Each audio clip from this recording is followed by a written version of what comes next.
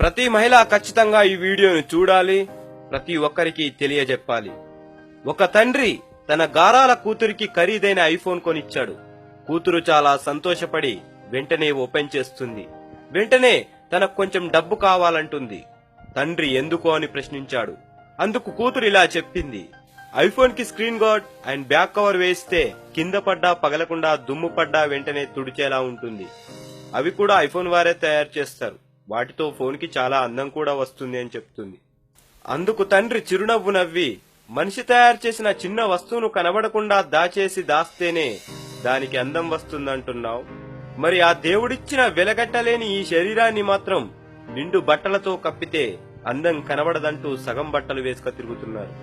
స్త్రీ అంటే ఒక మాతృమూర్తి. ఎదుటోడు నీ కట్టు బొట్టు నడవడక చూడగానే తల్లిలా భావించి గౌరవిస్తారు.